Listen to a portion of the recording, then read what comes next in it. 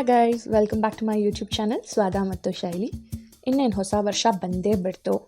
ಹೊಸ ವರ್ಷ ಅಂದಮೇಲೆ ಸಿಹಿ ಇಲ್ದಲೇ ಸ್ಟಾರ್ಟ್ ಮಾಡೋಕ್ಕಾಗತ್ತಾ? ಆ್ಯಂಡ್ ಇವತ್ತಿನ ರೆಸಿಪಿ ಬಂದುಬಿಟ್ಟು ಅದೇ ಸಿಹಿ ಮೇಲೆ. ಎಲ್ಲರೂ MTR ಗುಲಾಬ್ ಜಾಮೂನ್ ತಿಂದಿದ್ದೀರಲ್ಲ, ಅದರ ಹೇಗೆ ಒಳಗಡೆ ಸಾಫ್ಟಾಗಿರುತ್ತೆ, ಹೇಗೆ ಮಾಡೋದು ಅದನ್ನು ಅಂತ ನೀವೇನಾದರೂ ಯೋಚನೆ ಮಾಡ್ತಿದ್ದೆ. ಅದನ್ನು ಹೇಗೆ ಮಾಡ್ಬೋದು ಅಂತ ನಾನು ಈ ವಿಡಿಯೋದಲ್ಲಿ ತೋರಿಸ್ಕೊಡ್ತಾ ಇದ್ದೀನಿ. ಸೊ ಅದಕ್ಕಿಂತ ಮುಂಚೆ ನೀವೇನಾದರೂ ನನ್ನ ಚಾನಲ್ಗೆ ಸಬ್ಸ್ಕ್ರೈಬ್ ಆಗಿಲ್ಲ ಅಂದರೆ ಪ್ಲೀಸ್ ಸಬ್ಸ್ಕ್ರೈಬ್ ಆಗಿ. ಸೊ ಬನ್ನಿ ಹೇಗೆ ಮಾಡೋದು ಅಂತ ನೋಡೋಣ.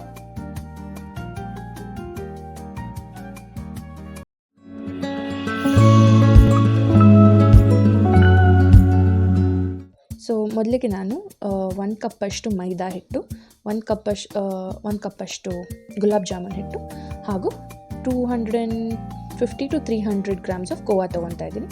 ಕೋವಾ ನೀವು ಅನ್ಸ್ವೀಟೆಂಡ್ ಕೋವಾ ತೊಗೊಳೋದು ಬೆಸ್ಟ್ ಅನಿಸುತ್ತೆ. ಮೊದಲಿಗೆ ನಾನು ಕೋವಾನ ಹೀಗೆ ಸ್ವಲ್ಪ ನೀಡ್ ಮಾಡ್ಕೊಳ್ಳೋಣ. ಅದಾದಮೇಲಿಂದ ಅದಕ್ಕೆ ಮೈದಾ ಹಿಟ್ಟು ಮತ್ತು ಜಾಮೂನ್ ಹಿಟ್ಟನ್ನ ಹಾಕ್ಕೊಂಡು ತಿರ್ಗಾ ಮತ್ತೆ ಚೆನ್ನಾಗಿ ಅದು ಸಾಫ್ಟ್ ಆಗೋವರೆಗೂ ನಾದ್ತಿದ್ದೀನಿ. ಇದು ಅಕಸ್ಮಾತ್ ನಿಮಗೆ ಕೋವಾ ಗಟ್ಟಿ ಆಯಿತು ಅಥವಾ ಹಿಟ್ಟು ಸ್ವಲ್ಪ ಗಟ್ಟಿ ಆಯಿತು ಅಂತ ಅಂದರೆ ನೀರು ಬದಲು ತುಪ್ಪ ಹಾಕ್ಕೊಂಡ್ರೆ ಬೆಸ್ಟ್ ಇರುತ್ತೆ, ಬಿಕಾಸ್ ಅದು ಟೇಸ್ಟ್ ಕೂಡ ಇನ್ಕ್ರೀಸ್ ಮಾಡುತ್ತೆ. ಸೊ ಈ ಕನ್ಸಿಸ್ಟೆನ್ಸಿ ಬರೋ ಹಾಗೆ ಈ ಥರ ಸ್ವಲ್ಪ ಸಾಫ್ಟ್ ಆಗಿರಲಿ ಹಿಟ್ಟು. ಈ ಥರ ಬಂದಾದಮೇಲೆ ಅದನ್ನು ಸ್ವಲ್ಪ ಹೊತ್ತು ಎತ್ತಿಡೋಣ, ಒಂದು half an hour to 1 hour. ಅದು ಡ್ರೈ ಆಗೋದಕ್ಕೆ ಬಿಡೋಣ. ಅದಾಗೋ ಟೈಮಲ್ಲಿ ನಾವು ಪಾಕ ಮಾಡ್ಕೊತಾ ಇದ್ದೀನಿ. ಒಂದು ತಪ್ಪಲೆಗೆ ನೀರು ಹಾಕಿ ಅದಕ್ಕೆ ಸಕ್ಕರೆ ಹಾಗೂ ಏಲಕ್ಕಿ ಮತ್ತು ಕೇಸರಿ ನಿಮಗೆ ಬೇಕಿದ್ದರೆ ಹಾಕ್ಕೊಂಡು ಅದು ಕುದಿ ಬರೋ ತನಕ ಬಿಡೋಣ. ಅದಾದಮೇಲಿಂದ ಈ ಥರ ಗೋಲ್ಫ್ ಬಾಲ್ ಸೈಜಲ್ಲಿ ನಾನು ಉಂಡೆಗಳನ್ನ ಮಾಡ್ಕೊತಿದ್ದೀನಿ.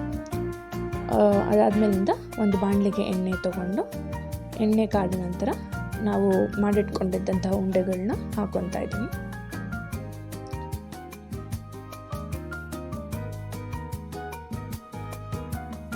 ಅದು ಚಾಕ್ಲೇಟ್ ಬ್ರೌನ್ ಆಗೋವರೆಗೂ ಹುರ್ಕೊಳ್ಳೋಣ.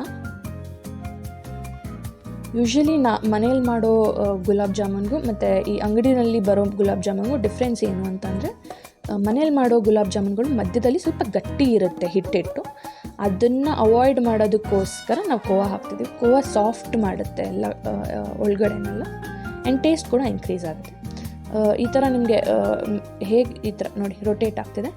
ನಿಮಗೆ ಕರೆಕ್ಟಾಗಿ ಫ್ರೈ ಮಾಡೋಕ್ಕೆ ಕಷ್ಟ ಆದರೆ ಆ ಥರ ಅಲ್ಲಾಡ್ಸೋದ್ರಿಂದ ಎಲ್ಲ ಕಡೆ ರೊಟೇಟ್ ಆಗುತ್ತೆ ಆ್ಯಂಡ್ ಈವನ್ಲಿ ಫ್ರೈ ಆಗುತ್ತೆ. ಸೊ ಇವಾಗ ಇದು ಚಾಕ್ಲೇಟ್ ಬ್ರೌನ್ ಬಂದಿದೆ. ಅದನ್ನು ನಾವು ಎತ್ತಿಟ್ಕೊಂಡು ಸ್ಟ್ರೈನರಲ್ಲಿ ಸ್ವಲ್ಪ ಸ್ಟ್ರೈನ್ ಆದಮೇಲೆ ಎಣ್ಣೆ ಎಲ್ಲ ಅದನ್ನು ಪಾಕಕ್ಕೆ ಹಾಕ್ಕೊತಾ ಇದ್ದೀನಿ. ಈ ಯೂಶ್ವಲಿ ಗುಲಾಬ್ ಜಾಮೂನ್ನ 15 to 20 ಡೇಸ್ ನಾವು ಫ್ರಿಜ್ಜಲ್ಲಿ ಎತ್ತಿಟ್ಕೊಂಡು ಯೂಸ್ ಮಾಡ್ಬೋದು. ಆ್ಯಂಡ್ ಇದಾಗಿತ್ತು ಇವತ್ತಿನ ವಿಡಿಯೋ. ಈ ವಿಡಿಯೋ ನಿಮಗೆ ಇಷ್ಟ ಆದಲ್ಲಿ ಲೈಕ್ ಮಾಡಿ, ಶೇರ್ ಮಾಡಿ, ಸಬ್ಸ್ಕ್ರೈಬ್ ಮಾಡಿ.